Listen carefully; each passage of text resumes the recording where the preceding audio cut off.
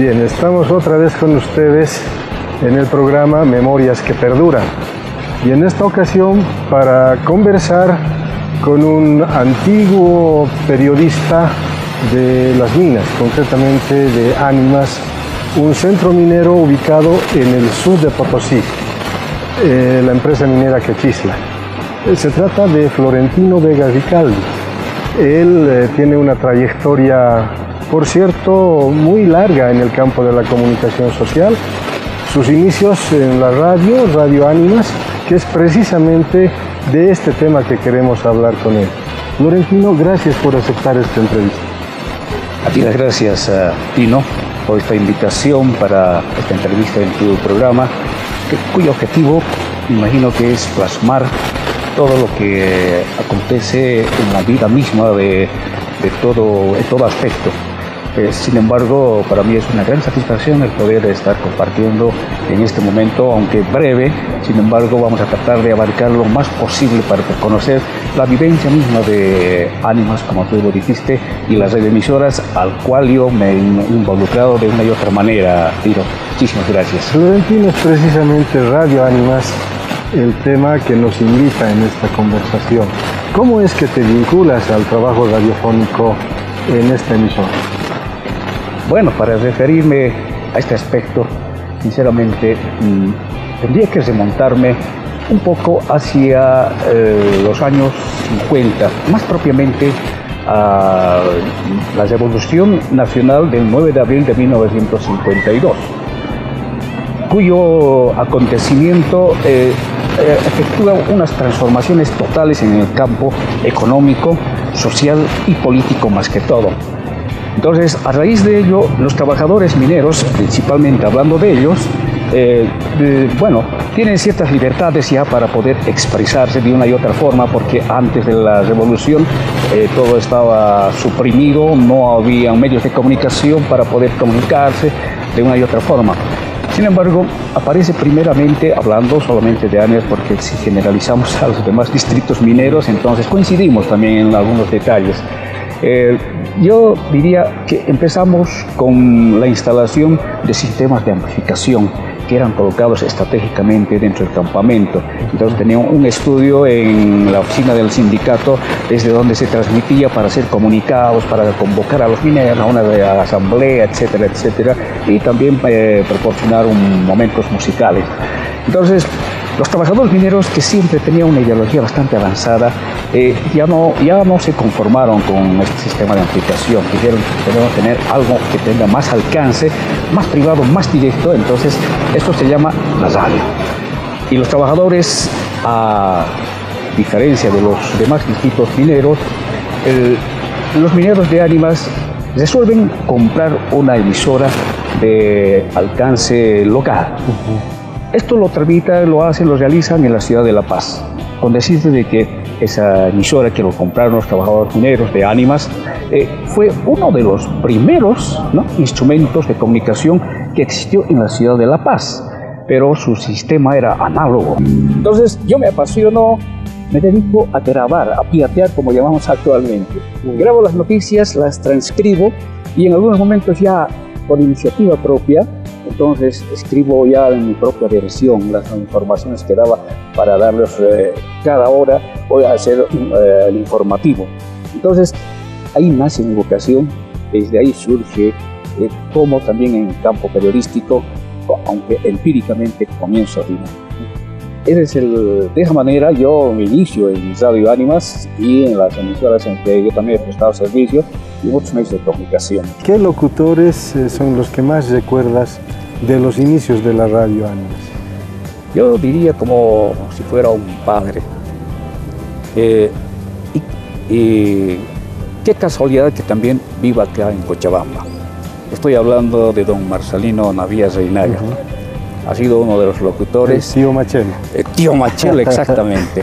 Entonces, él llega a Ánimas y empieza a hacer su trabajo, se identifica con los trabajadores mineros, se involucra en las actividades sindicales, hasta políticos. A raíz de ello, inclusive, en la primera incursión, en la primera arremetida que hacen los militares, cuando la asonada que provocó el general René Barrientos Ortuño. Entonces interviene las minas, se incautan las radioemisoras y luego también los agarran detenidos a quienes están involucrados directamente con la actividad de los trabajadores mineros sindicalmente o políticamente, hasta económicamente. Entonces ahí es donde Marcelino Navías Reinaga también fue prácticamente expulsado y exilado en la Argentina, si no estoy muy equivocado. Entonces yo recuerdo a Marcelino Navías Reinaga. Igualmente con los mismos merecimientos está el señor Pastor Quiñones, de una voz gruesa, ¿no? Muy aguda, era un buen locutor. También Pedro Bonifaz, a quienes recuerdo con mucho afecto y, valga la redundancia, los recuerdo bastante porque ellos son los que me han iniciado en el campo de la comunicación social. Es una trayectoria interesante, sobre todo porque las radios mineras se dice que son pioneras en el campo de la comunicación democrática. ¿Cómo es que los trabajadores mineros han implementado este tipo de comunicación, incluso antes que los propios teóricos de la comunicación?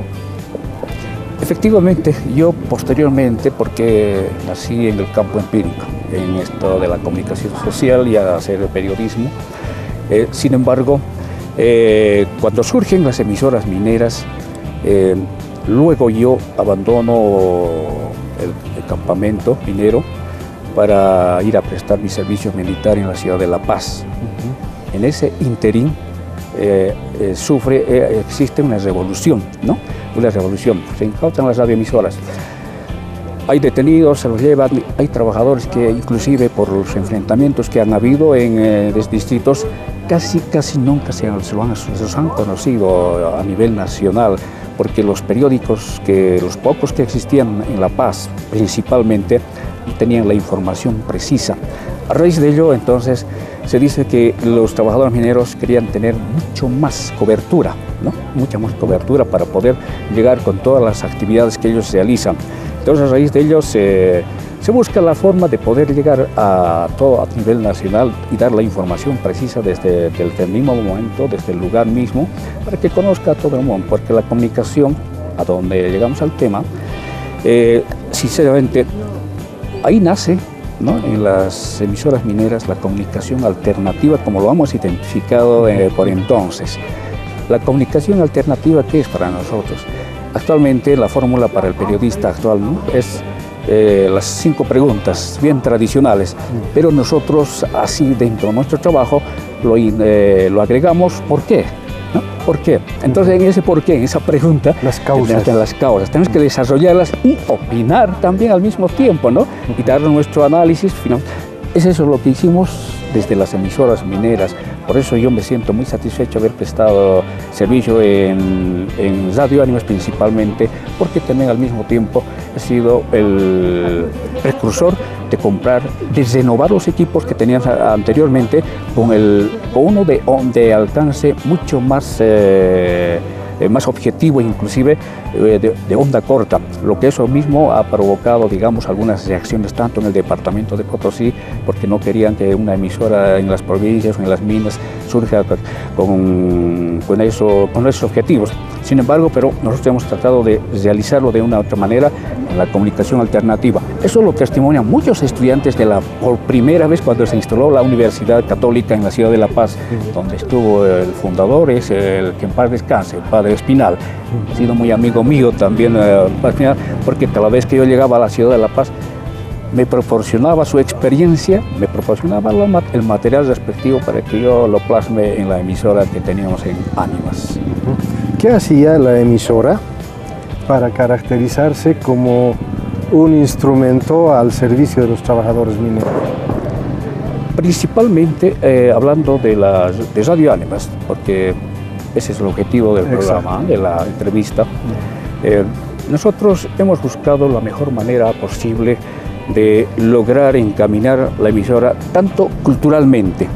Hemos hecho participar a mucha gente, por eso yo digo, en una oportunidad, y me salgo un poquito del tema, el año pasado, el 31 de octubre, en la ciudad de Oruro, la Universidad Técnica de Oruro y el Colegio de Comunicadores Sociales que tuvo la iniciativa de distinguir a todas aquellas personas que han prestado servicios en las radioemisoras mineras y donde se practicó prácticamente una comunicación alternativa. Entonces, de conocimiento a ello, hice una historia también allí en esa oportunidad cuando la entrega de la distinción. Entonces, los trabajadores, de todas maneras, son los protagonistas. Ahí está como ejemplo, para no ser más precisos, la marcha de marzo, ¿no? Cuando 15.000 mineros se han movilizado. Nosotros transmitíamos desde el mismo lugar de los hechos. Entonces, la marcha por la vida, ¿no? La marcha por la vida. Se ha movilizado, entonces por eso a veces se conoce como la marcha de marzo, ¿no? Porque ahí ha habido muchos aspectos. Claro que ha habido errores, como también aciertos, es cierto. Pero, sin embargo, es la forma de cómo nosotros hemos estado apoyando a los trabajadores mineros. Las actividades artísticas no han estado de lado. Hemos organizado festivales con artistas propios, con invitados del interior del país. Hemos realizado esas tareas. Pero lo que más debemos ponderar en este momento es la cadena radial minera, que ha sido muy importante porque eso hizo cambios políticos, sociales y económicos cuando se cumplía esa tarea, esa labor a través de las radioemisoras. Con qué placer, ¿no? Yo cuando agarraba el micrófono decía, aquí Radio Ánimas, llamando a Radio Pío XII del siglo XX, adelante compañeros con la información. Ese intercambio que era, y lo más característico de las radioemisoras mineras cuando entraban. Ese es el trabajo muy, digamos, resumido de lo que podíamos conversar en esta oportunidad. ¿Podrías recordar qué emisoras integraban esta cadena minera? Sí, claro. Ya dije Pío XII del siglo XX, sí, porque de alguna u otra manera es la más tradicional en todo el país, porque es una escuela, Pío XII. Han salido muchos comunicadores sociales de ahí aprendiendo, se fueron a las ciudades, se han hecho fama inclusive. Entonces, era Pío XII. La radio 21 de diciembre de Catavi.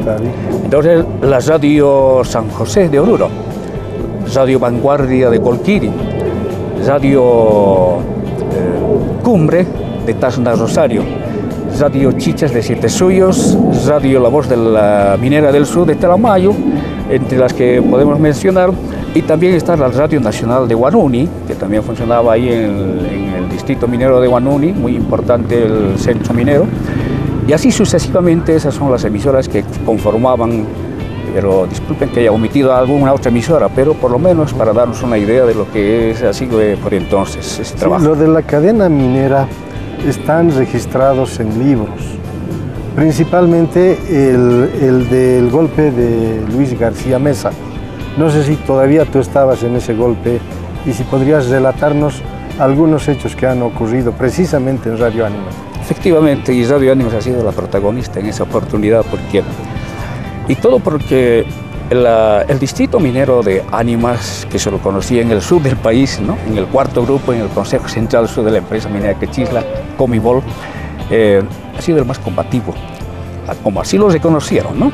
Entonces, resulta que por la radioemisora se transmite el asalto, ¿no?, de los militares por el 17 de julio de 1980. Entonces, resulta que Radio Ánimas transmite para las demás emisoras que estaban en cadena. El dúplex correspondiente se lo ha realizado. Y en ese enfrentamiento, ya cuando llegaban tú debes acordarte muy bien, perfectamente, Santa Ana está antes de Siete Suyos. Entonces, ahí cae un minero, lo hieren, y es un testimonio vivo. Está en La Paz, quedó herido de la garganta. Entonces, nosotros transmitimos, hay varias víctimas, dijimos, en algunos momentos se puede cometer errores. Y los militares inmediatamente escuchan Radio Ánimas, entran a las rejas. Era un ataque, una invasión prácticamente a mansalva, ¿no? Entran por todos los lados disparando. Y lo primero que hacen ellos es capturar la radio, intervenir la emisora, silenciarla totalmente, perseguir a todos quienes prestaban servicios ahí. Bueno, todos salimos de la emisora, nos fuimos a resguardar para que no caigamos presos, como presos políticos. Entonces, los dirigentes sindicales igualmente se fueron a vivir al campo inclusive, ¿no? Y es por eso de que el golpe militar de 1980 deja una huella imborrable en el campo de la comunicación social, porque prácticamente algunas emisoras mineras han sufrido serios daños, ¿no? La misma emisora. Te puedo decir de que Radio Ánimas ya tenía un alcance a nivel nacional e internacional. Existían testimonios de toda esa actividad que se realizaba. Entonces es un recuerdo muy ingrato lo de la asonada que hubo entonces cuando el golpe militar de Luis García Meza, sin tomar en cuenta todavía en este momento si hacemos algún registro de lo que han sido los heridos, los muertos de los trabajadores mineros, y cuando ya intervinieron los campos deportivos se convirtieron en campos de concentración. Imagínate cuántos dirigentes, trabajadores cayeron ahí. Entonces prácticamente ha sido como un golpe nazi. Eso es lo que sucedió en 1980 a grandes rasgos. Entonces prestaba servicios también en la empresa minera de Quechisla como secretario del superintendente. Entonces, no a la influencia del superintendente, sino gracias al cargo que estaba, no me dijeron nada. En cambio, los dirigentes sindicales, algunos de ellos salieron huyendo, otros han sido detenidos y expulsados del campamento, llevados a otros distritos, estaban como detenidos políticos. En esa asonada, el superintendente, a veces hay que decirlo con toda franqueza, los superintendentes y algunos técnicos que existen se han prestado al trabajo que han realizado los militares denunciando a los trabajadores. Creo que ha sido una oportunidad para poder, digamos, deslindar de algunas personas que no les caía bien. Y entonces levantaron una lista. En esa lista yo encabezaba, porque era miembro de la radioemisora. Entonces yo encabezaba la lista. El superintendente y los militares, yo recuerdo perfectamente, luego, años después, han sido atribuidos estos militares por estar involucrados en narcotráfico, ¿no? Un capitán Ramírez, un capitán Cosío, son los nombres que se los recuerda con mucha amargura y más que todo con mucho odio para los trabajadores mineros porque no perdonaban. Y resulta que ellos instruyeron a los soldados de que a toda costa de que yo debía caer de cualquier manera como detenido, ya sea en una reunión social que podía tener en algún momento. Entonces entró cierto temor, más por mi familia. A raíz de ello me vi forzado a retirarme voluntariamente de la empresa, abandoné el campamento minero y vine a Cochabamba. Ese es el motivo por el cual dejé Radio Ánimas, aunque ya Radio Ánimas estaba intervenida, no sabíamos dónde había parado, era un secreto donde estaba escondido porque los trabajadores tuvieron el tino, ¿no?, de poderlo esconder la emisora antes de que el asalto militar se llevara a efecto. Si pudiéramos conversar sobre los momentos gratos del trabajo radiofónico que has desarrollado en Radio Ánimas. En Radio Ánimas, como ya hemos reiterado, la cadena radial minera era principalmente nuestra labor. Sin embargo, yo puedo comentarte a manera de anécdota, cuando el golpe de Estado que se produjo, el golpe más conocido como el golpe de Todos Santos, donde el general Natuch Bush, ¿no? Entonces, todas las emisoras privadas, sindicales, laborales, de todo orden, han callado. En La Paz intervenís, aquí en Cochabamba, en toda la ciudad intervenís las emisoras. Una sola emisora ha permanecido viva, como se dice, y era Radio Ánimas. En cambio, desde el sur, esa era nuestra ventaja. En el sur no podíamos tener todavía ni en ningún momento ninguna presión. Desde ahí nosotros seguíamos informando de que el golpe de Estado nunca se había llegado a consolidar.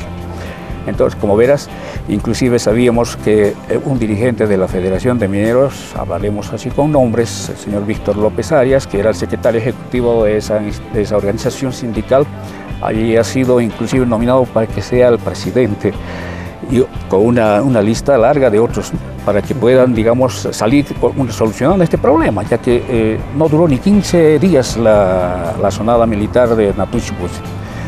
Entonces, nosotros permanentemente hemos estado informando. Me acuerdo perfectamente nuestro director de radio, por entonces yo ya no era director de radio, Ánimas, entonces me preguntaba qué es lo que necesitaba. Necesitaba todos los receptores necesarios para seguir captando emisoras extranjeras, emisoras nacionales, pero ninguna emisora nacional.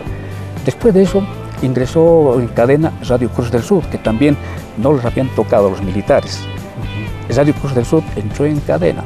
Y recuerdo también de que aquí en Cochabamba, Radio San Rafael alguna vez había logrado captar, y nosotros seguíamos informando y de qué manera mantuvimos el aliento necesario entre los trabajadores y entre la población entera para que no se lleve esa asonada militar de Natuch Bus. Esto lo ha testimoniado el propio Luis Espinal en su periódico Aquí, donde nos dedicó una columna a Radio Ánimas destacando esa labor que habíamos realizado. La aplicación del modelo neoliberal con el presidente Víctor Paz Estenssoro se dice que ha significado la muerte de las emisoras mineras. ¿Estarías de acuerdo con este concepto, Florentino? No precisamente la muerte, más bien diríamos de que ha sido otro paréntesis dentro de la actividad que se venía realizando en el campo de la comunicación social en las minas. Esto te lo digo porque efectivamente con la aplicación de la política neoliberal las minas han entrado en crisis. Esa crisis afecta a los trabajadores, pero la política que imperaba por entonces era el objetivo: silenciar las emisoras, silenciar la voz de los trabajadores y luego deshacerse de los trabajadores, porque ha sido una decisión política la que ha influido en ese momento para que esa política, ¿no?, neoliberal sea aplicada en nuestro país. Los autores: Víctor Paz Estenssoro, seguido por Gonzalo Sánchez de Lozada. Entonces, ¿quiénes eran los que iban a ser los que se iban a oponer a la llamada capitalización? Si no era la vanguardia minera, como se las llamaba a los mineros, a los distritos mineros, porque ellos iban a ser los primeros en oponerse a que se privatice todas las empresas del Estado. Entonces, dice, atacamos por ese lado, entonces, y empiezan a deshacerse las emisoras mineras, porque las emisoras mineras eran mantenidas con el sustento de los trabajadores mismos, su aporte mensual que daban para que se mantengan las radioemisoras. Se retiran trabajadores así por cantidad, entonces ha ido en crisis. Hay todavía otras emisoras que todavía perviven, ¿no? No serán todas las de entonces, pero por lo menos hay otras que han seguido persistiendo. Esa política es la que por lo menos los ha marginado de una y otra manera, política y económicamente. Y si comparamos la radio de ahora con la radio de antes, ¿qué diferencias encontrarías? Hay diferencias abismales, te diré con toda franqueza, Tino. Tú que conoces también, que eres un profesional ahora de la comunicación, académico, ¿no? Entonces nosotros antes lo hacíamos empíricamente, pero de alguna otra manera muchos de nosotros nos hemos llegado a buscar de alguna manera adquirir más conocimiento sobre este campo. Pero la diferencia es de que en este momento las radioemisoras no se las maneja debidamente, tanto en su contenido, ¿no?, como en su administración también y en todo lo demás. Quieren ser neutrales, no lo son neutrales. En momentos dados pues, se identifican con una u otra situación. Entonces, en cambio, las radioemisoras en algún momento, yo te estoy hablando de las emisoras mineras, porque es nuestro tema, ¿no? De acuerdo. Entonces, pero si hablando de las privadas, ellos siempre, yo lo digo entre comillas, querían mantenerse en el campo neutral, ¿no?, sin dar opinión ni orientar, ¿no?, tampoco cuestionar, ¿no?, tampoco cuestionar. Entonces, esas son las diferencias que yo, por lo menos dentro del campo de la experiencia, las he estado viendo. Y en el campo del periodismo, igual, si pudieras hacer diferencias entre el periodismo de antes y el periodismo de ahora, que por cierto está bastante cuestionado por distintas esferas del poder. Efectivamente, tú ya lo has dicho. Hay, digamos, cuestionamientos a la labor periodística en este momento. Yo, por ejemplo, en este instante te puedo adelantar de que cuando ejercía, ¿no?, mi profesión de periodista aquí en los medios de comunicación, quise dar un paso al costado para dar, ¿no?, lugar a la nueva generación de periodistas, y como debía ser, ¿no?, así, porque ya muchos de nosotros cumplimos un ciclo determinado, porque nada es eterno. Y a raíz de ello he venido observando un poco dentro de este campo, y hay muchas diferencias, ¿no? Entonces, pero la que más yo podría mencionar es de que en este momento los periodistas no están, digamos, dando rienda suelta a todo lo que han aprendido en las aulas, porque nosotros antes no los aprendíamos en las aulas de la vida, ¿no? Entonces, a raíz de ello, debían ejercitar ese periodismo que es, digamos, imparcial, pero sin embargo debería sujetarse a un cuestionamiento más efectivo, digamos, a los personajes, a los protagonistas de una determinada información. Entonces, hay esas diferencias, se las podría enumerar uno por uno, pero el tiempo es tan breve dentro del campo de la televisión, sí, así es. Pero por lo menos tengo esa idea.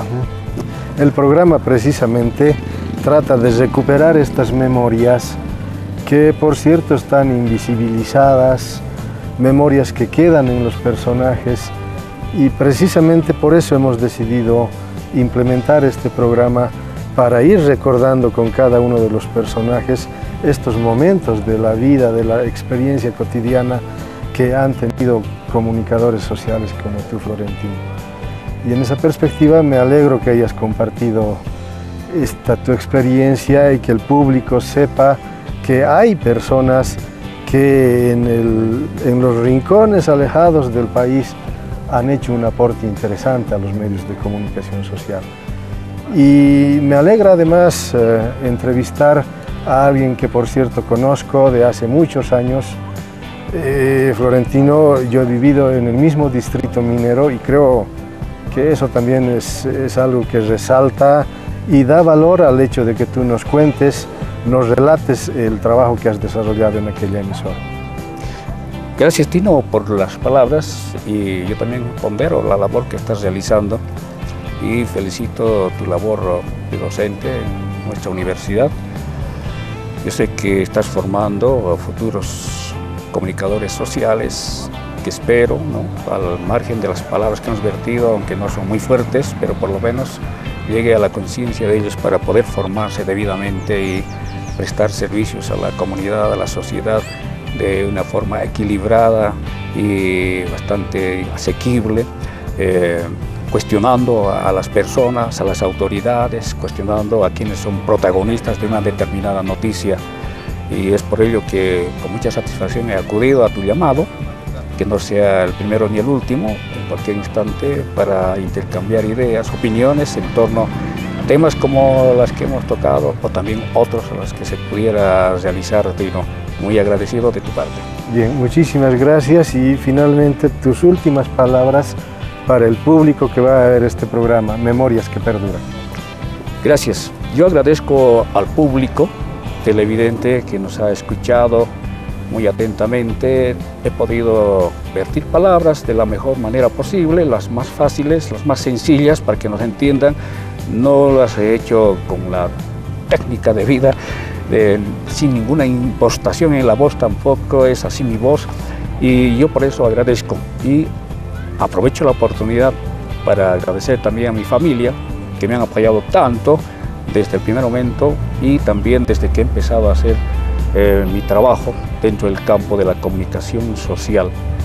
Y gracias a ustedes, amigos televidentes, espero que nos hayan entendido, comprendido de lo que fue las radioemisoras mineras. Solo es un resumen, es un hecho, porque hay muchas cosas que han sucedido en los distritos mineros, y ello mismo ha sido motivo de los cambios sociales, políticos y económicos que se han conocido ya en el ámbito, y que los conocen muy bien toda la ciudadanía boliviana.